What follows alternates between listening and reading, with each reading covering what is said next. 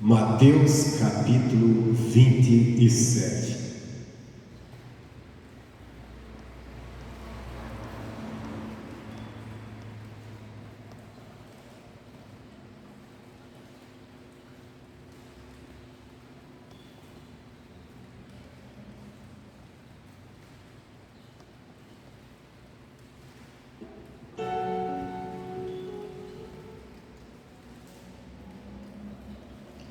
Mateus 27.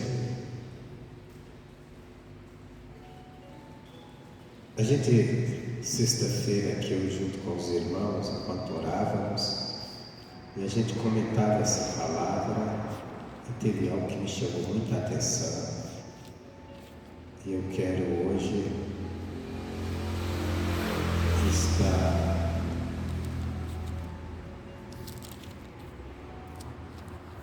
falando com você.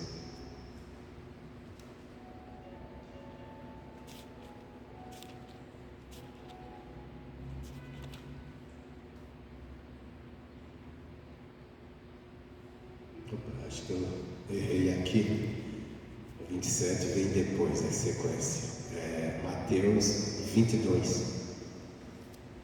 Mateus 22. Eu estou com a marcação aqui acima, 27, que eu vou usar como exemplo dentro da pregação. Mateus 22. É a parábola das bodas. Bodas que, para quem não está acostumado com a Bíblia, ou não está acostumado com essa palavra, já que é uma palavra do dia a dia, é casamento, né? Casamento, é festa de casamento. Eu creio que a maioria sabe, mas às vezes cria confusão, porque no popular essa palavra ninguém usa, né? Só se lembra dessa palavra quando aniversário, não sei quantos anos de casamento, aquela coisa toda. Mas ninguém diz assim, eu vou ao casamento, eu vou às bodas do fulano, não é verdade? Ninguém fala isso. Você vai, o casamento, fulano vai casar. Então, só para... Isso aqui, logicamente, que fala esse texto, tem duas coisas aqui que trata aqui nesse texto que a gente vai entender: Israel e a igreja. Jesus para Israel, para a igreja. Dentro disso nós vamos entender bodas, porque a volta de Jesus ela é tratada como um casamento dele com a igreja. Não que Jesus vai casar com ninguém, né? Mas coloca assim simbolicamente a igreja como a noiva e Jesus como noivo, que foi uma forma que ele usou, palavras que ele usou para explicar tamanha importância. Porque hoje, quando se fala em casamento, nem se leva muito a sério, né? As pessoas já casam até pensando em separar, mas naquela época o casamento era, e ainda para Deus, é algo muito sério. Algo muito sério, é algo, aquela frase que diz até a morte, ela, para Deus, ela continua viva. Casou, que seja até a morte que os separe, não a pessoa. Mas as pessoas já casam hoje pensando, eu vou casar, qualquer coisa separa. Não se leva muito a sério, mas diante de Deus é muito sério, então ele usou. E era também para aquele povo da época, se bem que eles também tinham uns cabeças viradas lá que eram dados ao divórcio, mas Jesus colocou, mostrando a tamanha importância que é um casamento, seriedade, e que a vinda dele, a comunhão da igreja com ele, deveria ser tratada também com a tamanha seriedade. Então diz assim, capítulo 22, Mateus 22, então Jesus, tomando a palavra, tornou a falar-lhes em parábolas, dizendo: o reino dos céus é semelhante a um certo rei que celebrou as bodas de seu filho. O rei é o Pai, o Filho é Jesus. E enviou os seus servos a chamar os convidados para as bodas, mas estes não quiseram vir. Depois enviou outros servos, dizendo: dizei aos convidados: eis que tenho o meu jantar preparado, e os meus bois e cevados já mortos, e tudo já pronto, vinde às bodas. Eles, porém, não fazendo caso, foram um para o seu campo, outro para o seu comércio. E os outros apoderantes dos servos ultrajaram e mataram. Dá uma paradinha aqui. Aqui os servos representa quem para Israel? Os profetas. Os profetas que Deus enviou para pregar para a nação de Israel. Mas representa também, no tempo mais moderno do Novo Testamento, os apóstolos que saíram para anunciar o Evangelho e as pessoas se apoderaram dele e mataram, inclusive os próprios judeus, né? O povo judeu perseguiram a igreja. Mas antes disso teve a perseguição aos profetas. Os profetas de Deus foram mortos pelo próprio povo de Deus. E os profetas são os servos que vieram convidar. Porque como a Bíblia, ela desde o início, desde Gênesis, ela está fazendo um convite, primeiro a Israel, depois vem para nós em Cristo, mas um convite a Jesus. Todas as escrituras, por isso Jesus uma vez falou para os judeus: vocês examinam as escrituras, e são elas que falam de mim, mas vocês não creem. Depois Jesus foi abrir os olhos, abrir o entendimento dos seus apóstolos, depois da ressurreição, e ele abriu nas escrituras para eles entenderem que todas as escrituras, desde os primeiros livros de Moisés até os livros dos profetas, todos de alguma forma estavam falando, levando a Jesus, falando de Jesus, falando da obra dele sobre Israel e logicamente depois sobre toda a humanidade. Mas eles não entenderam. A própria promessa de Deus para Davi falava de Jesus, porque dizia: Davi, nunca faltará um herdeiro no teu trono. E se a gente vê no decorrer, chegou um momento que Israel perdeu o reinado, que não houve reis. Por exemplo, na época que Jesus andou aqui mesmo, não havia um rei de Israel, havia Roma dominando e reis colocados ali, como tinha Herodes, como teve o próprio Pilatos. Pilatos é governador, mas tinha Herodes como rei, e estava ali governando da parte dos romanos, não era da descendência de Davi. E quem é o rei da descendência de Davi que vai sentar no trono para sempre?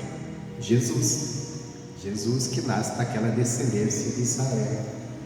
Então seria a promessa. Então em todas as promessas, em toda promessa, em toda a Bíblia, em todas as escrituras, todas estão direcionadas, levando tanto Israel, como depois de Israel, aqueles que haveria de crer em Jesus, que somos nós, levando a Jesus. Levando a Jesus. A gente entender tudo que está escrito aqui na Bíblia. Aliás, quando nós vamos ler a Bíblia, mesmo o Velho Testamento, nós temos que saber que nós estamos ali, tem histórias do povo de Israel, mas tudo aquilo está nos levando à obra espiritual de Jesus pela humanidade. Então, os profetas que escreveram a Bíblia, que pregaram para os israelitas, que foram mortos por eles, perseguidos por estar pregando a palavra, trazendo mensagem às vezes que não agradava o povo, eles são os servos que Deus está anunciando essa festa que Deus tem para a humanidade, mas que a princípio era para o povo de Israel, que era o povo da promessa, e depois alcançaria os demais. Ele vinha anunciar, só que as pessoas não quiseram ouvir, começando pelos judeus, não quiseram ouvir. Alguns não deram atenção a eles, outros pegaram aqueles profetas e mataram, perseguiram, e depois vem os apóstolos também, e essa que é a perseguição fica mais feia ainda, e que mais gente morre, como os apóstolos de Cristo, depois foram perseguidos e mortos, alguns de morte de uma forma bem cruel, está nos livros de história. Então, continuando assim, e eles, porém, não fazendo caso, foram para o seu campo, e outros apoderantes dos servos trajaram e mataram. E o rei, tendo notícia disto, encolerizou-se, enviando seus exércitos, destruiu aqueles homicidas e incendiou a sua cidade. Isso aqui é interessante, né? Porque entre esses servos, profetas, veio o filho, e veio na qualidade não de filho, ele veio na qualidade de servo. A Bíblia diz que Jesus deixou sua autoridade de Deus, de filho, e veio nesse mundo como servo de Deus, deixando sua condição. Na próxima volta dele, ele virá para as rodas, ele virá como filho mesmo, porque como filho ele vem com todo resplendor, como filho ele vem poderoso, como filho ele vem com dignidade de Deus. A primeira vinda dele era filho, sim, não deixava ele nascer, mas ele estava aqui como homem, e como homem, mesmo sendo filho, ele se fez servo. Então ele também se enquadra aqui como servo, que vem ensinar. E o que foi que fizeram com ele? Mataram. Quem matou? Israel. E aqui tem uma coisa interessante, que ele diz assim que eles se apoderaram e mataram e ultrajaram. E o rei, quando soube disso, disse: olha, eu vou destruir esse homicídio e incendiar a sua cidade. Quando Jesus foi preso, ele foi apresentado a Pilatos, e o Pilatos tentou de todas as formas soltar Jesus.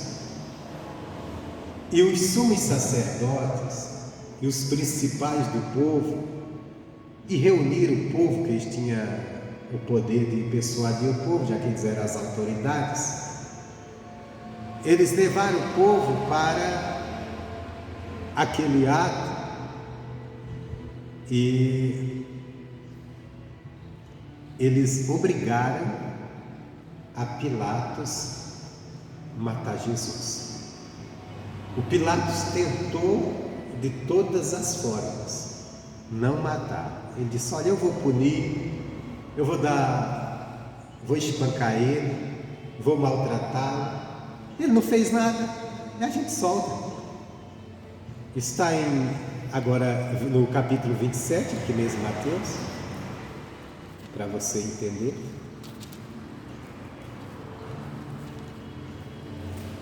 Capítulo 27.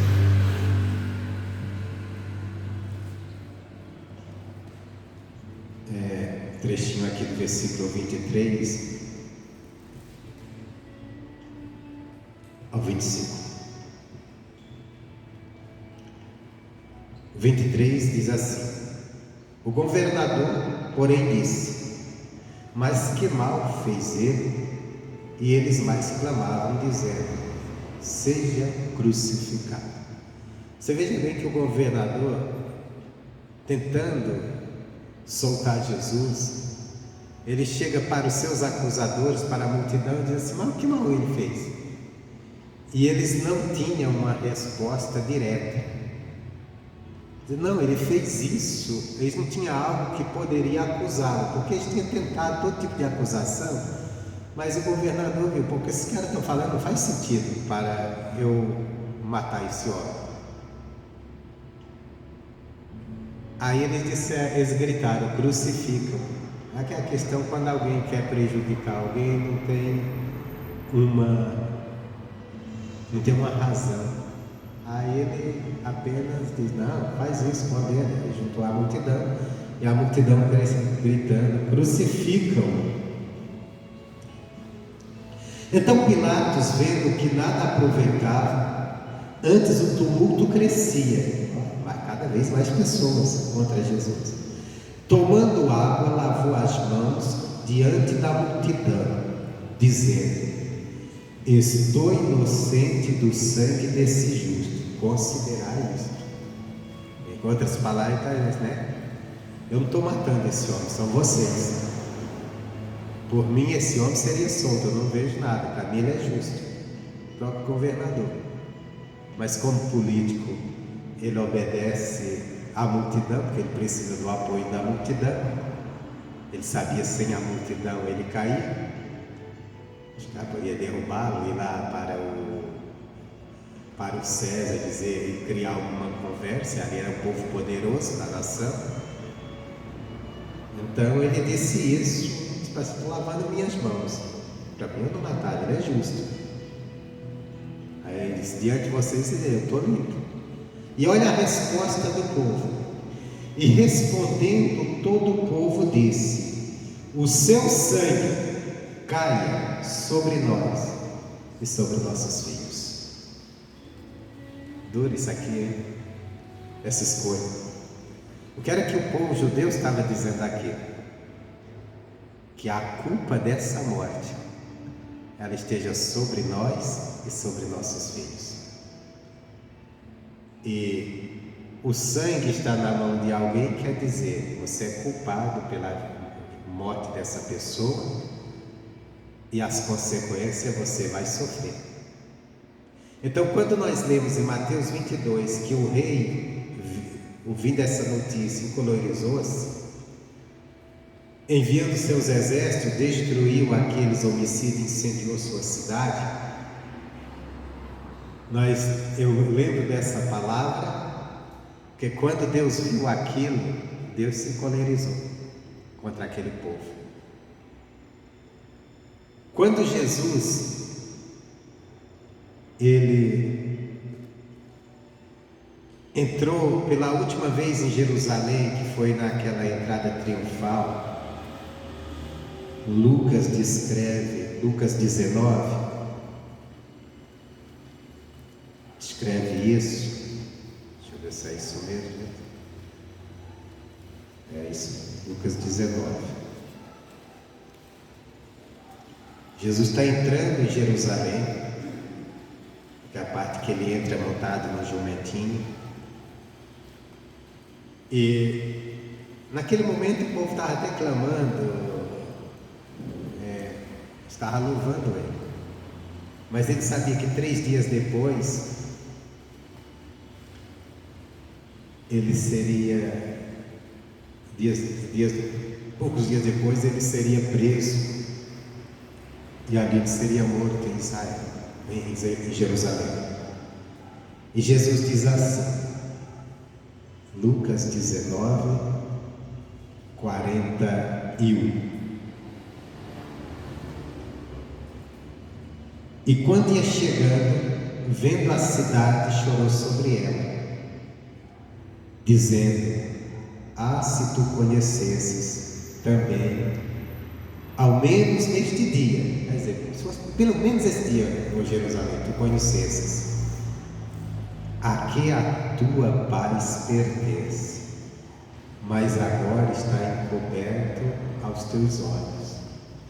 Quer dizer, Jesus estava entrando na cidade, daí alguns dias ele seria preso naquela cidade, e o povo daquela cidade iria pedir a morte dele. E ele disse: se tu conhecesses a quem pertence tua paz, a quem pertencia a paz de Jerusalém? Jesus, o príncipe da paz, Deus da eternidade e príncipe da paz. Quando Jesus nasceu, foi anunciado que ele seria o príncipe da paz. A paz de Jerusalém pertencia, mas Jerusalém não conheceu e fez o quê? O matou. Aí diz assim: porque dias virão sobre ti, em que os teus inimigos te cercarão de trincheiras, te sitiarão e te estreitarão de todos os lados, e te derrubarão a ti e a teus filhos que dentro de ti estiverem, e não deixarão em ti pedra sobre pedra, pois que não conheceste o tempo da tua visitação. Se Jerusalém tivesse conhecido e tivesse recebido Jesus, aquela cidade não passaria pelaquilo que ele está dizendo aqui, que dias virão que os teus muros serão derrubados, teus filhos todos serão mortos, destruídos, porque Jesus era o príncipe da paz. Mas eles não conheceram. Antes o prenderam, e quando Pilatos tentou soltar, eles falaram que o sangue dele recai, mata ele, e tu não quer ser culpado, mas que o sangue dele seja sobre nós e sobre nossos filhos. Irmão, eles pagaram um preço muito alto por causa dessa frase e pela sua atitude, porque 70 anos depois da morte de Jesus morreu, ressuscitou e subiu aos céus. No ano 70 depois desse acontecido, ou 70 anos depois, os romanos invadiram Jerusalém. Os judeus não estavam querendo mais o domínio deles, nunca quiseram, nunca aceitaram, mas de repente se rebelaram mesmo. Eles invadiram Jerusalém, mataram os judeus, derrubaram, destruíram a cidade e queimaram o maior orgulho daquele povo, que era o templo, atearam fogo. O que Jesus falou, ele disse assim: se tu conhecesse a tua visitação, mas não conhecesses, os teus inimigos vão entrar, te destruir, matar os teus filhos e atear fogo na tua cidade. Isso aconteceu 70 anos depois. 70 anos depois. Para você ver que tudo na palavra de Deus está escrito nas escrituras, é para acontecer. Isso e todo esses acontecidos vinha de Deus, porque eles desprezaram o príncipe da paz, porque eles não conheceram o dia da sua visitação. Então essa palavra aqui, ela nos leva, essa parábola, ela nos leva ao relacionamento de Deus com Israel, mas também com a igreja, né?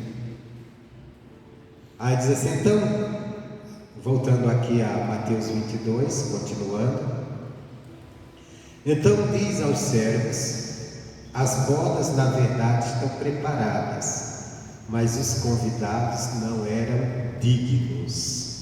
Jesus, a princípio, ele vem para o povo judeu, que a promessa era para eles, que era o povo de Deus.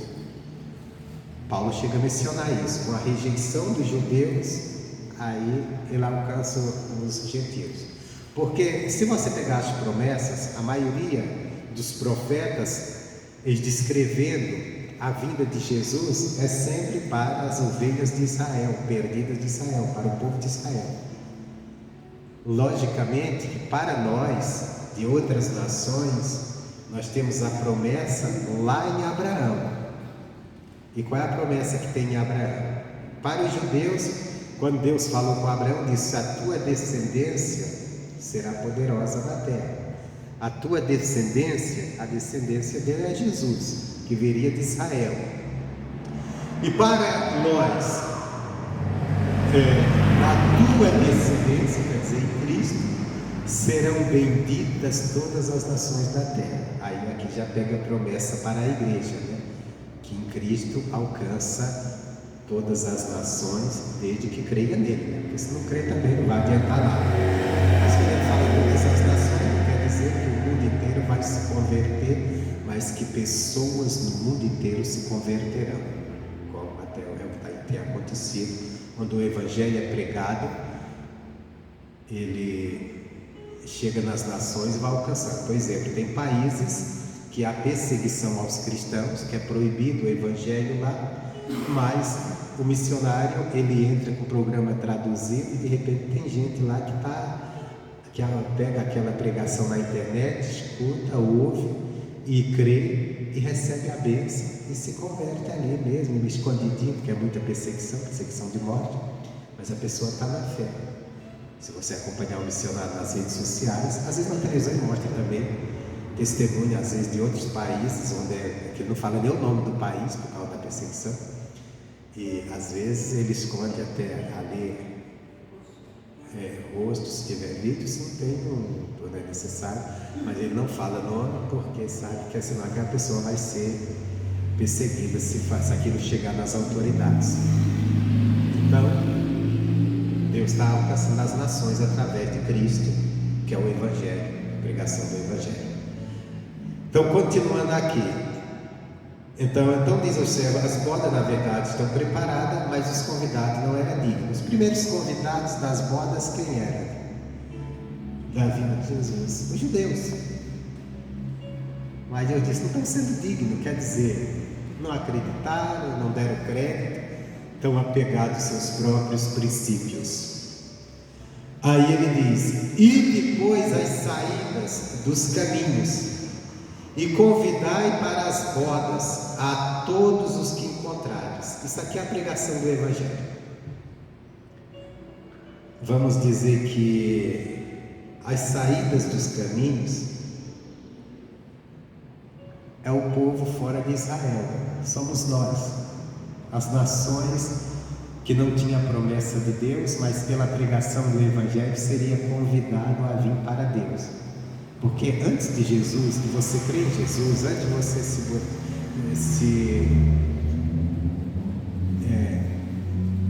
confessar Jesus na tua vida e procurar segui-lo, você estava no mundo de tal forma, sem Deus e sem esperança de salvação, como está qualquer pessoa que ainda não aceitou Jesus. Ele pode até dizer, não, mas eu tenho Deus, mas ele está se enganando, porque ele continua sem esperança de salvação. Tanto é que a pessoa tem um medo da morte tremenda, porque ela acha que a morte é o fim, ela não tem certeza para onde vai. Quem tem Jesus, verdadeiramente entendeu a palavra e creu, ele tem certeza para onde vai. Ah, mas se eu olhar para mim, eu não mereço o céu. Realmente, ninguém merece o céu, mas através do que Jesus fez, se eu estou crendo nele, eu creio que eu vou para o céu pelo que ele fez por mim. Lógico, eu tenho que melhorar também, crer nessa fé, eu tenho que melhorar minhas atitudes, minha maneira de ser, porque se eu crer nele, mas desprezar o que ele fez por mim andando de qualquer maneira, aí eu vou perder essa bênção, né? Mas eu tenho que ter essa certeza da salvação minha, pelo que Jesus fez por mim. Não mereço ser salvo. A verdade, o lugar que eu mereço passar a eternidade é no inferno, porque eu não sou perfeito para entrar no céu. Mas o que Jesus fez por mim me deixou capacitado de entrar no céu. Me deixou você capacitado de entrar no céu, porque ele fez por você. Mas também não se engane, não fica, então já que ele fez, eu vou andar errado, pecando, que vai, e você vai ficar de fora. Porque ele diz, eu fiz tudo isso por você e você não corresponde. Então nós temos que tomar esse cuidado, porque ele nos chamou, ele preparou boas obras para a gente andarmos nela. A conversão requer isso. Eu creio em Jesus, aceitei que eu sou salvo, que Jesus me salvou, que minha morada agora é os céus, só que eu tenho que andar agora como cidadão do céu, aprendendo aquilo como é que Jesus fala, que tipo de vida Jesus preparou para mim viver. Ele preparou para mim viver longe da prostituição, longe da bebedice, longe disso que é pecado, longe daquilo, então eu vou evitar isso. Então, aqui estamos no caminho certo. Continuando aqui, então ele disse, ide depois as saídas e caminhos e convidai para as bodas a todos os que encontrares. Então aqui é o convite do Evangelho, é a chamada da igreja. Os convidados principais eram Israel. Ah, mas é tão digno, não quer, não aceita, não crê, então chama lá quem está pelos cantos do caminho, chama as outras nações. Foi isso que os apóstolos fizeram. Você veja bem, para você ter um entendimento disso melhor, Pedro, que era judeu, que era do povo de Israel, Pedro, João, aqueles que andaram com Jesus a princípio, Pedro foi o primeiro apóstolo que foi chamado, ele mesmo menciona depois, para pregar para os gentios.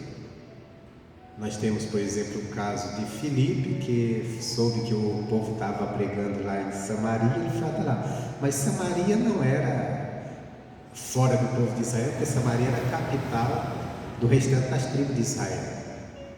Jerusalém, capital de Judá, e Samaria de outra. Mas para as outras nações, Pedro disse, eu fui o primeiro, chega a falar. Só que depois, essa missão é dada ao apóstolo Paulo, que já é alcançado por Jesus depois da ressurreição, depois Jesus subiu aos céus. Mas dos que andaram com Jesus fisicamente, Pedro, ele é o primeiro a ter essa saída, esse contato com os gentios. Nós vemos ele tendo contato com Cornélio, pregando na casa de Cornélio. Ele chega a mencionar isso. Mas o Pedro tinha toda aquela visão judaica. Por exemplo, quando Cornélio, Deus mandou um anjo falar para Cornélio, chama Pedro para vir até a tua casa pregar para você. O que ele falar você escuta. E Deus teve que preparar o coração de Pedro.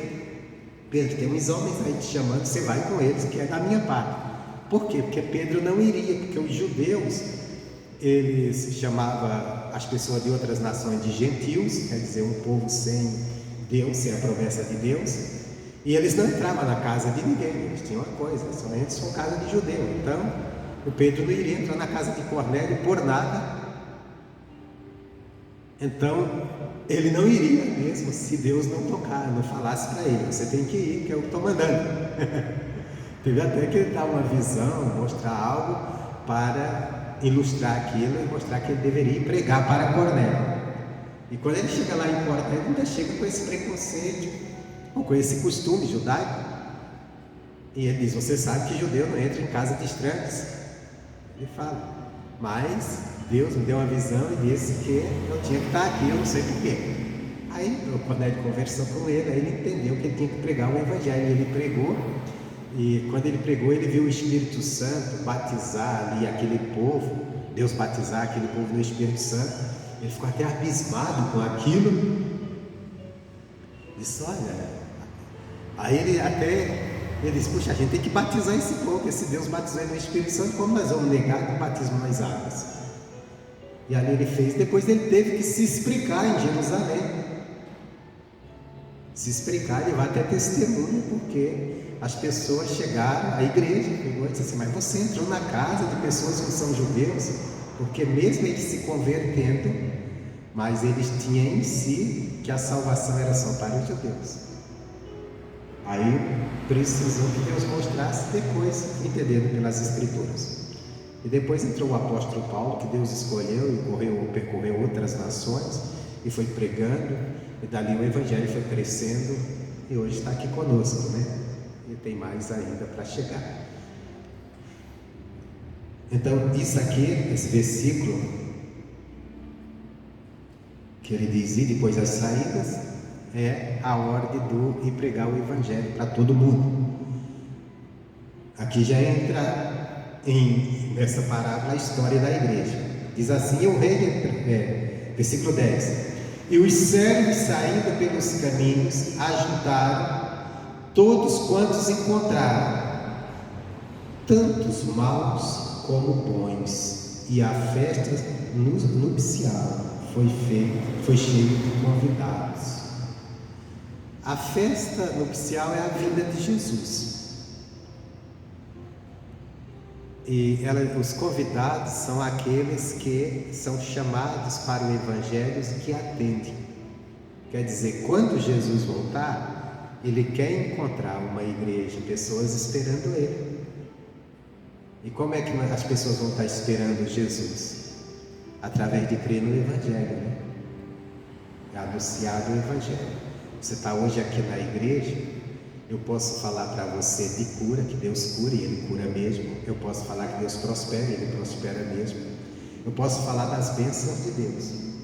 Mas eu tenho que deixar bem claro que tua vida aqui hoje é para se preparar para o grande encontro da vida de Jesus. Está preparado, andando na palavra dele. Agora tem uma coisa aqui que chama a atenção nesse chamado.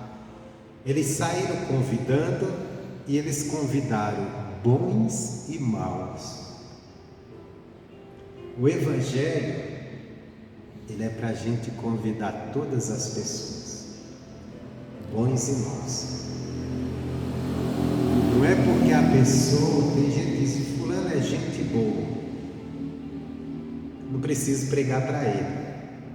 Precisa, que ele mesmo sendo bom, ele vai para o inferno se ele não crê em Jesus. Ou aquele fulano é muito mau, deixa para lá. Não, tem que pregar sim, tem que convidar ele para a igreja, tem que convidar para o Evangelho. Não é para a igreja só não, para o Evangelho, que é para ele ser um convidado de Cristo e no dia que Jesus vier, ele esteja diante de Jesus, tenha deixado sua maldade, sua ruindade, tenha aprendido com Deus e tenha sido transformado. Amém, Jesus?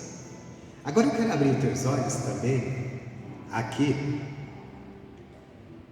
Agora eu vou abrir para um caso, vamos dizer assim, no natural da vida. A igreja tem pessoas boas dentro dela e tem pessoas más. A igreja não é formada de gente perfeita, porque são convidados bons e maus. Bons e maus. Tem uns que chegam maus, dão ouvidos à palavra, se convertem e mudam. Mas tem uns que ainda permanecem mesmo dentro da igreja, mas não são bons não. Continuam ainda não dando atenção à palavra, apenas dentro da igreja buscando seus próprios interesses. Estou na igreja para ver se Deus me abençoa, e não dá atenção ao ensinamento e continua mal. Por que eu estou falando isso para você? Porque tem pessoas, eu já vi pessoas levar golpe dentro de igreja, porque confiaram em alguém porque está na igreja, ou às vezes porque está no altar, e a pessoa era muito má, muito maldosa. Por exemplo, isso serve até para você que está começando no Evangelho. Você está aqui pela perfeição da palavra, não pela perfeição das pessoas. Se você estiver pela perfeição das pessoas, diz que aquele negócio está me atrapalhando aqui, toda hora virando minha página. Liga outro ventilador. Então veja bem, se você estiver pela perfeição das pessoas, você pode até abandonar a sua fé. Alguém agir com você de uma maneira injusta e você deve abandonar. Eu lembro de um caso, quando eu comecei na igreja, e eu trabalhava numa empresa, e eu levava a minha Bíblia, e as pessoas só ficaram sabendo, porque viam ali com a minha Bíblia, que eu agora estava no Evangelho. E eu lembro de um rapaz que trabalhava num departamento daquela empresa, que ele morava em um bairro de ocupação, lá em São Paulo tem muito disso. E de repente apareceu os proprietários daquela terra que foi ocupada e que já tinha se formado um bairro, e disse: não, nós vamos arrancar todo esse povo daqui, porque nós vamos tomar isso aqui de volta. E a prefeitura entrou para interceder, né? A prefeitura ofereceu um dinheiro para eles e disse assim: olha, não, deixa que já tem um bairro, não tem? Você vai, onde vai pôr esse povo? Então ofereceu, deixa eles aí. Só que eu acho que a prefeitura sempre paga as coisas sem o valor que realmente o comércio imobiliário paga, né? Então deu uma certa questão, e ia haver uma audiência no certo dia. E esse rapaz, quando ele viu o perigo de perder a casinha dele ali e os seus vizinhos, a esposa dele era da igreja, ele não era, ele começou a ir na igreja. E ele falou para mim assim: eu estou indo na igreja, mas está uma bênção, uma maravilha. E ele falou para mim assim: eu nunca vou deixar Deus agora. Não, ele falou, olha, eu dobrei meu joelho, vai ter uma audiência, se Deus fazer com que a prefeitura ganhe a causa, nunca mais eu vou deixar Deus. E a prefeitura ganhou a causa. E eu cheguei, ele estava todo animado, olha, graças a Deus, Deus interferiu, abençoou, a prefeitura ganhou, não vai precisar tirar a gente daquele lugar.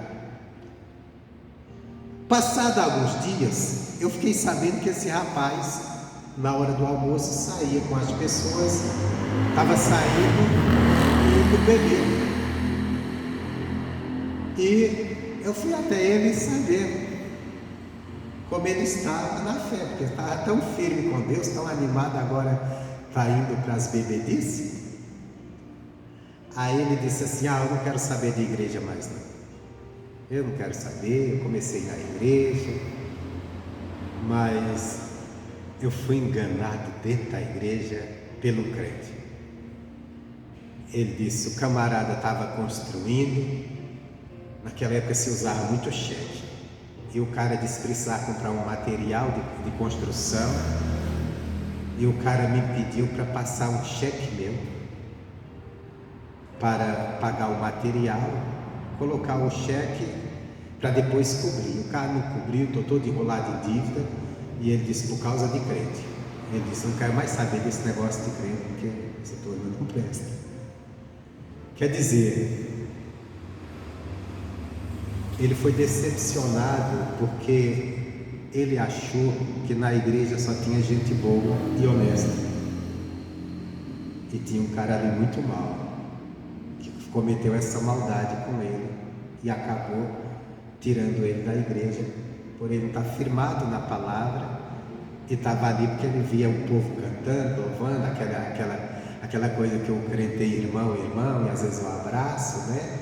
O carisma, e ele achou, todo mundo aqui é legal, todo mundo é bom. E às vezes você, quando chega na igreja e é bem recebido, você às vezes cria essa ideia, mas não, a igreja tem gente má e gente boa. Gente má e gente boa. Eu tenho alguns casos de pessoas que foram enganadas dentro da igreja por crentes, porque ela confiou que a pessoa era crente. Uma vez uma senhora chegou para mim e disse, ora por mim que eu tenho uma inquilina terrível, não paga aluguel, só está me dando dor de cabeça, e eu aluguei minha casa na confiança, porque eu conhecia ela aqui dentro da igreja, e quebrou a cara.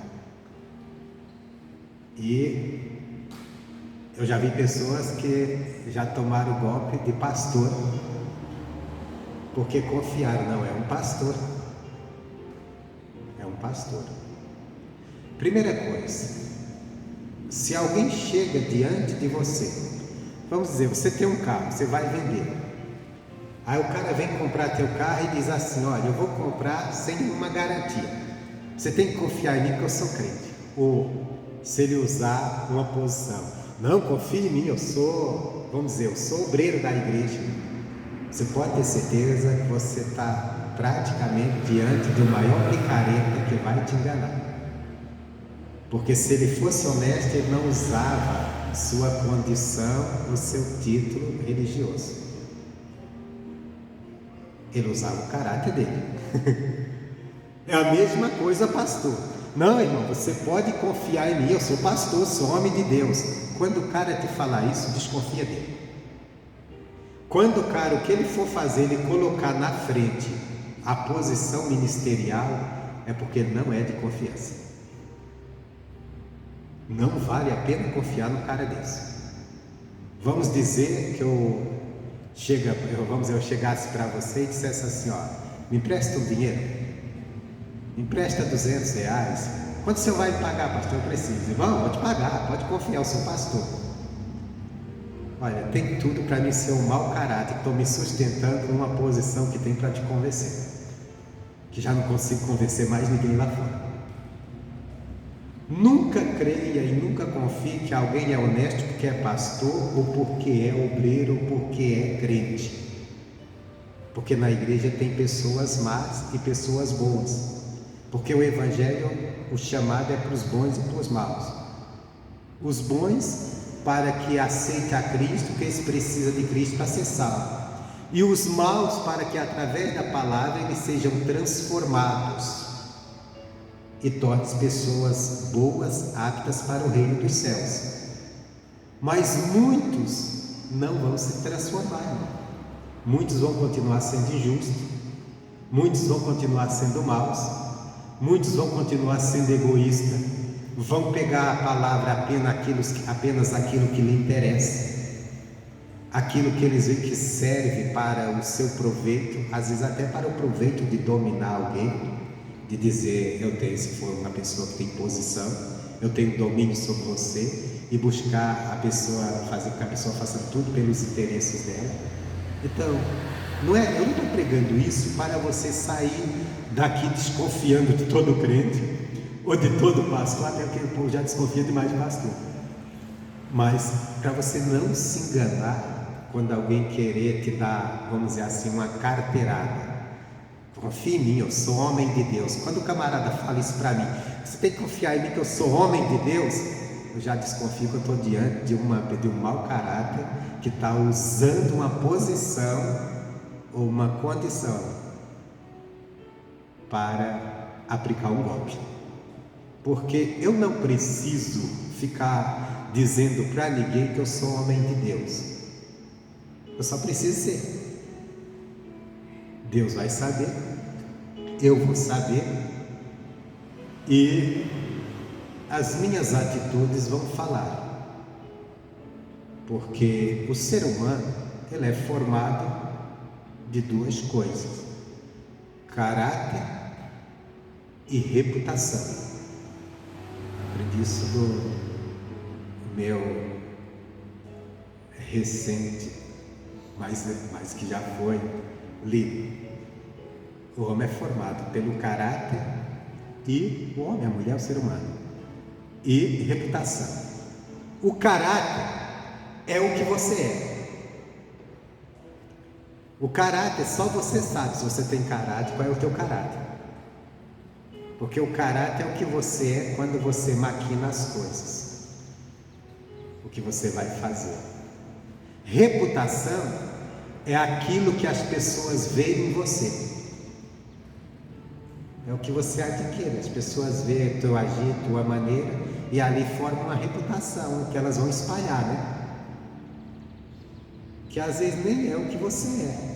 Por exemplo, vamos dizer que uma pessoa te pegou num dia mal, você cometeu um deslize, algo errado, e ela começa a espalhar para todo mundo que você é uma pessoa má. De repente, sua reputação é que você é uma pessoa má. Não é verdade? Ou o contrário, né? É uma pessoa carismática e as pessoas veem a princípio e espalham aquela reputação que você é uma pessoa muito boa. Só que às vezes nem é tudo aquilo. Quem for conviver com você vê que você tem um bocado de coisas de defeito. Isso é reputação. E o caráter é o que você realmente é. O caráter é você. Aquilo que você acha, como você trata as pessoas dentro de você, o seu coração, suas atitudes boas. Se for uma caráter má, aquela pessoa que às vezes se faz de amigo, mas está tramando algo mal ou fazendo só coisas por interesse. Mas ela passa a imagem que ela está se portando com o outro. Ou às vezes é o contrário, a pessoa não parece que é uma pessoa que está tão assim, mas é uma pessoa que está sempre querendo o melhor dentro dela, ela está procurando o melhor. Às vezes até erra com as pessoas, mas procurando o melhor. Bom, mas continuando aqui, então, chama os bons e os maus. Eu queria explicar isso aqui, porque como pastor, a única coisa boa que eu tenho que te passar é a palavra, é o ensinamento. Através do ensinamento, se você der atenção a aprender, você pode evitar algumas coisas, ou cair em algumas armadilhas. E dentro da igreja, e até isso é importante, a gente sabe que dentro da igreja tem bons e maus, para a gente também estar pronto a perdoar quando as pessoas cometerem injustiça conosco. Porque se você chega achando que todo mundo é bom, no dia que alguém aprontar com você, você não vai conseguir perdoar. E foi como aquele rapaz.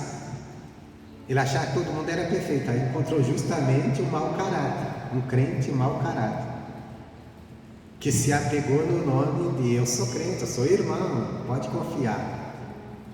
E ele pensou, pô, o cara é bom mesmo, o cara é gente boa, é crente. Se o cara é mau caráter, ele não conseguiu perdoar o cara e acabou até se afastando dos caminhos de Deus por causa disso. E até quebrando o voto que ele tinha feito a Deus. Nunca vou te deixar. Espero que ele tenha voltado a Deus. Espero que ele tenha encontrado pessoas boas do Evangelho que tenha feito ele voltar. Tenha mostrado uma atitude melhor que ele voltava, já que ele era novo convertido. É um perigo do novo convertido, da pessoa que está começando na igreja, é isso. Que ela chega, por exemplo, ela chega no culto aqui todo mundo é de Deus, todo mundo é bonzinho, né? Então estamos adorando, ouvindo a palavra. Só que às vezes ela começa a conviver e de repente ela começa a ver coisas. E ela começa a dizer, não, eu não pensei que essas pessoas eram assim.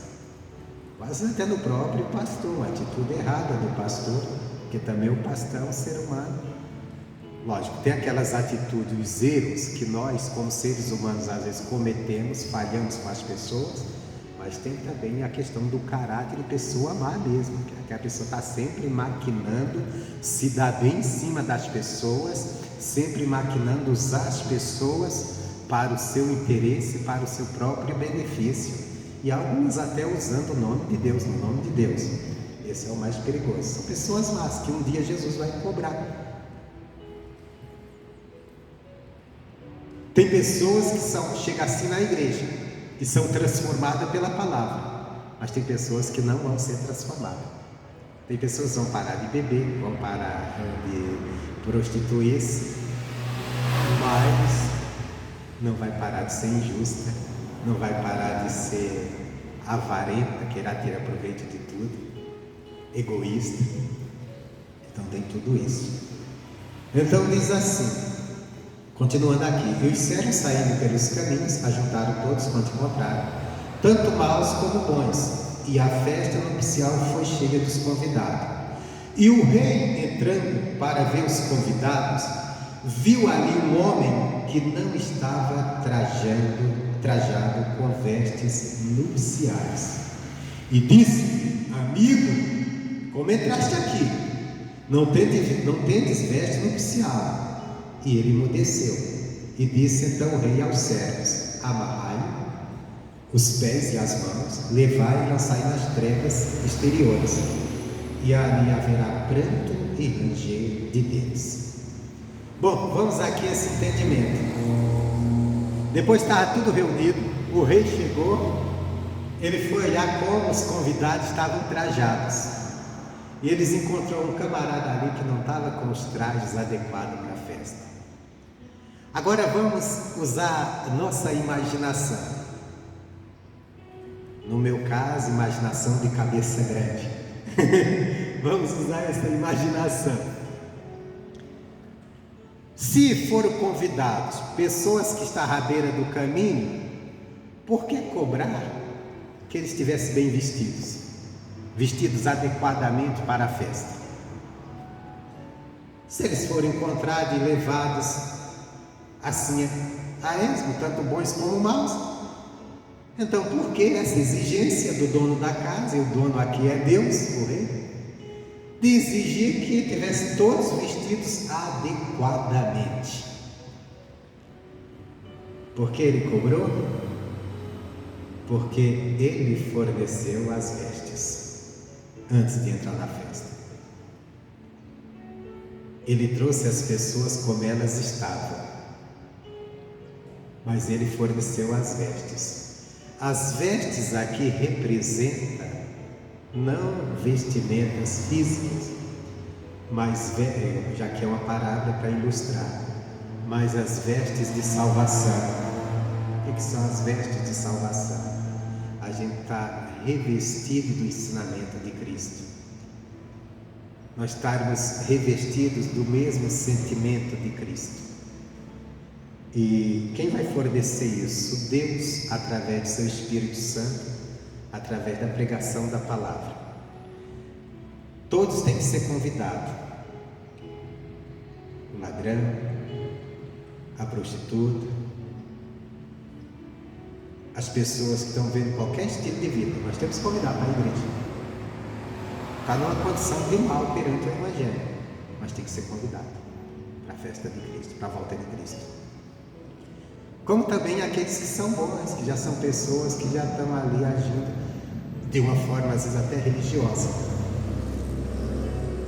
Só que todos têm que estar vestidos com a mesma veste quando Jesus chegar. Por isso que não adianta ter uma religião, as pessoas, você vai pregar para as pessoas dizem, eu já tenho minha religião. Não é assim? Não tem que ter só a religião, tem que estar revestido. Quando Jesus voltar, tem que encontrar todos vestidos com a mesma vestimenta. Quer dizer, com o mesmo sentimento, com o mesmo conhecimento da palavra. No livro de Apocalipse, fala das vestes. Depois eu volto para cá. Apocalipse capítulo 3, para a gente entender o que é vestes. Porque esse negócio de vestes aqui é uma coisa totalmente simbólica, né? É um simbolismo. É uma pessoa bem vestida, bem preparada para um lugar. Mas as vestes aqui são espiritual. Que a pessoa está revestida de Cristo, revestida do conhecimento, daquilo que recebe de Deus. Porque até então nós estamos vestidos dos conceitos do mundo. O mundo ensinou muitas coisas para a gente. Apocalipse capítulo 3, versículo 4.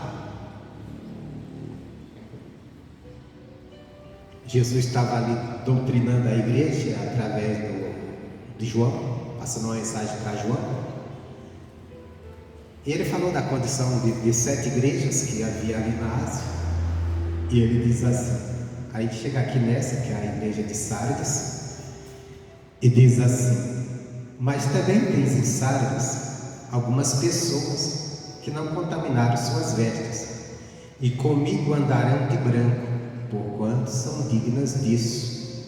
O que vencer será vestido de vestes brancas, e de maneira nenhuma riscarei o seu nome do livro da vida, e confessarei o nome diante do meu Pai, diante dos seus anjos. Presta atenção. Quando você aceitou Jesus, teu nome foi escrito no livro da vida.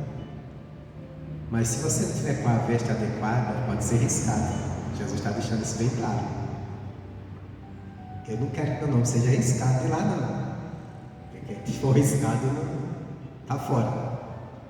Ele disse, eu riscarei, não riscarei se tiver vestes brancas. As vestes brancas é estar revestido do Evangelho. A nossa vestimenta é o Evangelho. A nossa vestimenta é essa compreensão, esse entendimento da palavra. E a obediência a isso. No capítulo 4, versículo 18, ele novamente fala de vestes.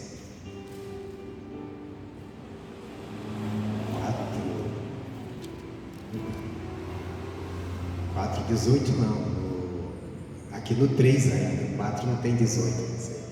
Aqui no 3:18.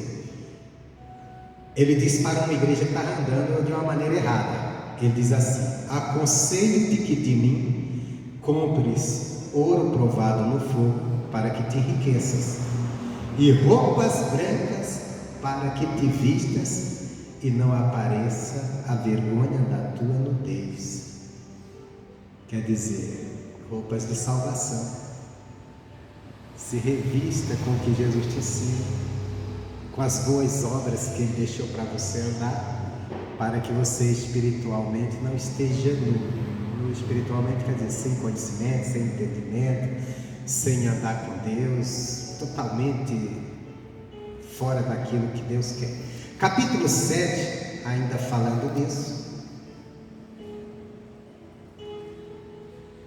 versículo 9, numa visão que ele dá para o apóstolo, diz assim: depois destas coisas, olhei e vi aqui uma multidão, a qual ninguém podia contar, de todas as nações, tribos, povos e línguas, que estavam diante do trono do Cordeiro, e perante o Cordeiro trajando vestes brancas, e com palmas nas suas mãos, e clamavam com grande voz, dizendo: salvação ao nosso Deus, que está sentado no trono e ao Cordeiro. E todos os anjos estavam ao redor do trono, dos anciões e dos 4 animais, e prostraram-se diante do trono sobre seus rostos e adoraram a Deus, dizendo: Amém, louvor, glória, sabedoria, ação de graças, honra, poder e força ao nosso Deus para todos sempre. Amém. E um dos anciões me falou, dizendo: estes são que estão vestidos com vestes brancas, quem são e de onde vieram? Então, João, esse povo está aí vestido de branco, quem são e de onde vieram? E eu disse: Senhor, tu sabes. Quer dizer, o homem sabia. E ele disse: estes são os que vieram da grande tribulação e lavaram as suas vestes e as branquearam no sangue do Cordeiro. Engraçado, né? Branquearam as vestes no sangue. Sangue é vermelho, mas quer dizer, creram na obra do Calvário e por isso se tornaram limpos, com vestes aptas para a vinda de Jesus. Vamos voltar para Mateus 22 para a gente encerrar. Então eles encontraram ali um homem. O rei viu ali um homem que não tinha as vestes, e ele perguntou: como entrasse aqui sem as vestes oficiais? Agora vamos novamente, vamos voltar aqui que eu falei. Vamos imaginar esse caso. Todos os convidados ali foram encontrados à beira do caminho, eles tinham a veste. Então essas vestes foram providenciadas pelos servos que convidaram antes da entrada, para quando o Senhor entrasse, todos os convidados estarem bem vestidos e serem achados dignos de permanecer naquela festa. Isso quer dizer o quê? Deus nos manda evangelizar, convidar as pessoas à grande festa da vinda de Jesus, trazer elas, bons e maus, como elas estão, mas não para permanecer. No mundo do pecado, é como se você tivesse vestido com as roupas todas sujas, inapropriadas para o reino de Deus. Mas quando Deus chama, e por isso que pode chamar bom e mal, porque Deus tem as vestes adequadas, quer dizer, o ensinamento adequado da palavra.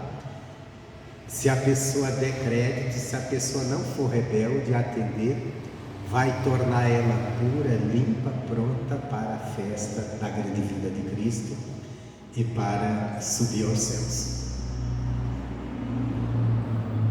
Esse homem aqui representa, dentro da igreja, aquela pessoa que recusou as vestes. E você sabe que se você convidar um bocado de gente, sair convidando um bocado de gente para uma festa, e você chegar lá, tem uma determinada vestimenta aqui, você veste essa roupa. Essa roupa todo mundo tem que estar vestido desse jeito. Vai ter pessoas que vai dizer: eu não, eu vou ficar com minha roupa, eu gosto da minha roupa. Não é verdade? Por exemplo, vamos dizer que você fizer uma festa formal e convidar as pessoas e dizer: ó, todo mundo tem que estar lá de terno. Vai ter pessoas que vai dizer: eu não, se quiser que eu vá, eu vou com as minhas vestes. Não gosto de terno, não gosto de gravata, nunca pus isso, não quero não. Eu conheço pessoas que não gostam de terno. Eu não gosto de terno, mas isso tem que usar. Tem que usar. Então veja bem. Então vamos entender que esse homem que estava aqui, só ele sem as vestes, ele foi alguém que recusou a veste. Ele foi alguém que queria estar na festa, que queria participar do banquete, mas com certeza quando os servos foram entregar a roupa para ele, ele disse: não vesti isso não, eu vou ficar com minhas vestimentas. Aí quando o Senhor da festa chegou, disse: você não está capacitado. Joga ele para fora e diz que o lugar que mandou era um lugar onde havia ranger de dente. Você está dizendo que era o fogo do inferno mesmo, porque isso aqui representa A escolha. Irmãos, presta atenção nisso, é sério. Eu vou dizer aqui. Isso aqui são pessoas que estão dentro da igreja, mas que não querem mudar pela pregação do Evangelho. Querem estar dentro da igreja, querem subir com Jesus, querem participar das bênçãos de Deus, mas não querem mudar suas vestes, que são seus costumes, seus velhos hábitos. Eu sempre gostei assim, sempre fui assim. Não, tudo bem, não importa que eu estou na igreja. Estar na igreja não quer dizer que está salvo. Tem que estar com as vestes adequadas para o dia que Jesus chegar.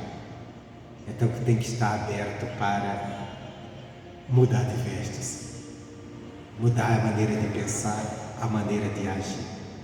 Por isso que Jesus chamou para renúncia, renunciar a si mesmo. E se a gente não tiver hábito, no dia que chegar vamos estar junto com a igreja de Cristo, mas não vamos estar aptos para a festa, e vamos ser tirados do meio do povo de Deus. O povo de Deus não é o povo evangélico, como se diz, o povo crente, como se diz, é o povo que estão na palavra, vivendo, obedecendo, sendo transformado por ela. Aquele que está apenas na igreja, mas não aceita a transformação que a palavra traz, porque ainda está, eu gosto das minhas vestes, eu gosto de ser dessa forma. Não estou falando de vestimenta assim, estou falando de veste do entendimento, da compreensão. Nossa mente tem que ser vestida pelo entendimento da palavra. O nosso ser interior deve ser tomado, dominado pela palavra. Vai ficar de fora dessa grande festa. Então essa era a palavra que eu tinha para você. O Espírito Santo tem muito mais para te ensinar. Continue lendo a Bíblia, continue orando diariamente, que Deus vai te ensinar muito mais. Eu sou totalmente limitado, o Espírito Santo não. Amém, Jesus? Deus abençoe.